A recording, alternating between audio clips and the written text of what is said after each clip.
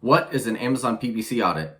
Why do you need to run an Amazon PPC audit? How do you go about running an Amazon PPC audit? All those questions I'll answer for you today. I'm going to show you why you need to do it, why it's important, and you really ought to be doing this. If you even have a few questions about what's going on in an Amazon PPC account, whether you manage it or you know someone who manages it, or you manage an Amazon brand, somebody else does the advertising, you want to make sure that things are going smoothly, that you're bidding on the right keywords, well, this is going to be an important video for you. If you like the video, please go ahead and like it. And if you like our content in general, just go ahead and subscribe to our channel, hit that notification bell. We're going to be producing a lot of really cool Amazon PPC content and just Amazon content as a whole. It's going to help you sell better, make more money, become more profitable. Who doesn't want that? With that, let's get started.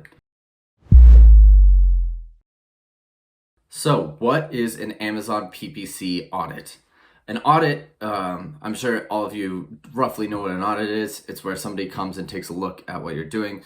How do we do that on Amazon PPC? Why do you even need to do that in the first place? So going in and diving in to see what kind of things you're bidding on, what does your account presence look like, where you spend your money, extremely important.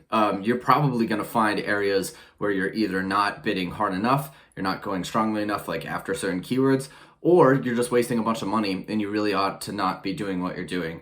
Nobody wants to waste money. Nobody likes leaving dollars on the table. You can figure this all out really quickly. I'm going to show you how. I like to do all of if I'm investigating into an Amazon account, or somebody wants me to take a look at what they're doing, happens a lot. I just go ahead and I search the brand name. Simple as that. It's the easiest way to get a feel for how good is this brand. I don't even look at their PPC account first. I'll query their brand name, and that'll tell me a lot of what I need to know. And usually you can make some assumptions based off that are rarely incorrect. So I went ahead and searched Black Diamond. For those of you who don't know, it's sort of an outdoor clothing and equipment company. They do skis, rock climbing, a bunch of those sorts of sort of outdoorsy activity type. And then they also sell clothes. So big sprawling brand, a lot of different products to sell. Perfect to see, what they've got going on. I would imagine they're getting really chewed apart by resellers. Doesn't need to be happening. You can fix that. But that's not the subject of the video today. We're not going to necessarily go there. But just taking a quick look, sponsored brand, this spot. So Black Diamond Stoneworks Granite, come on, you need to be getting the sponsored brand headline spot. So that's not there. That's sign number one. Here, the sponsored product is a photo of some clothing. The thumbnail looks a little awkward, and it's got 3.5 stars. So also bad. Don't want the product that you're showcasing in your advertisement to be less than 4 stars. So also pretty damning. And your titles are short. You could do more to optimize there. I don't know if we're going to get a video ad spot, but I would venture to guess that they won't get that either. So, a lot of work to be done. So let's take a look at, here's what looks like to be one of their main products. So full 5 stars, great. Looks like they do have that sponsored display product carrying the ad, but it's for that same 3.5 star product. You don't need to do that. Losing this, you want to get that long ad, you can do that with sponsored display. Lot of resellers. Another headlamp. Somebody's taking this spot. They're cheaper. They've got good reviews too. Looks flashy. Don't want that. And then we're looking at sponsored products. There's one Black Diamond, another one, a third one it looks, but really not taking. Oh, and there's those pants again. But you really want to be gobbling up this traffic on your own. Detail page looks fine. Another person is using the sponsored display advertisement against you. So a lot you could be doing here, Black Diamond, to fix. So this is just the front end view. So, let's say you have a buddy or you're even doing it for yourself. Search your brand term, see what you see. You could do Black Diamond, you could do Black Diamond headlamp, Black Diamond activewear, tire, whatever. Just do that and you'll get a pretty good idea for, what the customer sees. So on top of that, you have just sort of the front end look at what's going on. I'm not necessarily actually going to talk about campaigns right now. I'm not going to show you a UI, but because a lot of people structure it in different ways. I have a certain way I like to do it. Other people like to do it different ways. But check to see that they've got sponsored product automatic product targeting and keyword campaigns. Ideally, several match types not in the same campaign, that they've got sponsored brand headline ads, sponsored brand video ads, and sponsored display ads. However the naming convention, however it looks, people like to do it different ways. If you want to see how I go about setting these up, check out the video here in the top left, or it might have been top right. I always get that wrong. But in either case, just make sure that they're doing, stuff with the sponsored product ads. But the easiest way that is scalable and works pretty much every single time for figuring out what is going on with your ad spend itself is to actually look at the search term reports. So you can pull those. Just go to the Amazon here in the report section, go to create report, and then you just do sponsored products. You can do it for sponsored brand video. In fact, this would be the best way to do it. Pull both these search term. Instead of last 30, I do last 60 because it just gives me a better idea. So you go in here to the custom date range, extend it all the way out. And then you go ahead and run report, and then you just download it when you're done. You can do that for both of these as well for the same date range, and then you can just combine all the information together into one spreadsheet, paying attention to the column headers, of course.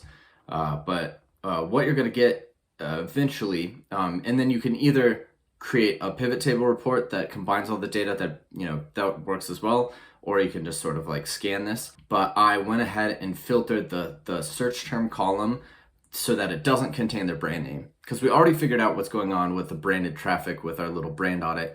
But they're not killing it with brand. That's the first thing you're going to want to do. Gobble up all that brand traffic, stop hemorrhaging money, fix your brand. I've said it 1,000 times. If you would like to learn more about brand saturation, you can follow this video here in the top right corner, I believe. I think I got that right that time.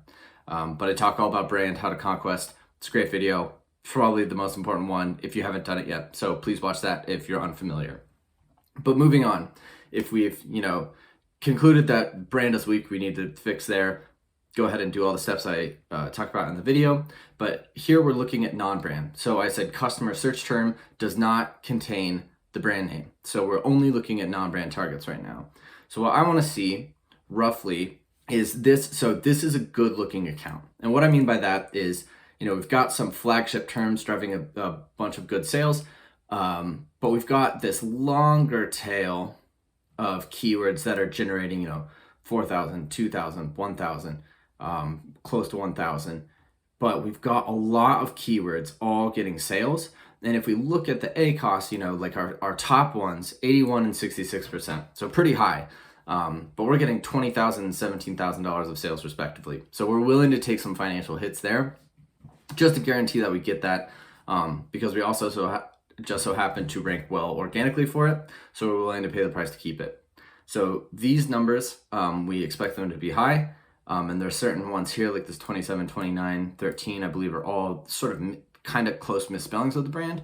But in general, you've got, a pretty normal distribution. You've got a 40 here, a 64 here, an 81 here, 36, 34, 20, 46, 45. The reason why I want those numbers to all just sort of generally be in kind of the same range is if we saw, like, let's say this was 200 and then we saw a 12% ACoS, then another 12, then another 12, then a 300, and then like your sales dropped off. That would mean that you're not, bidding correctly. You need to be doing more to adjust your bids. If you see really, really wild fluctuations, or like there's just 3 keywords that are getting sales and then you just have like a few, after this, like we can keep on scrolling. We've got, for an account this big, we've got hundreds of keywords and targets that are all getting sales. But if you have an account that's doing, let's say $20,000 a month in sales, and you don't have, more than 50 targets that are getting those sales, you need to be doing more like exploring keywords. You want to see a lot of keywords getting sales, and you want to see these ACoS figures like somewhat normal. That would mean that you're doing a good job, because that means that you've identified the keywords and you're bidding correctly on said keywords. So if you see a lot of fluctuation here as far as the sales and the ACoS, then you know that something's going on, that something's up, mistakes are being made, and you need to fix that. But what you want to do with the search term column 2 is just take a look at what you're bidding on. Just use your human brain, like look at the semantics of the keywords themselves. Like for black diamond, let's say we're looking at black diamond. One of the biggest products they sell is that headlamp.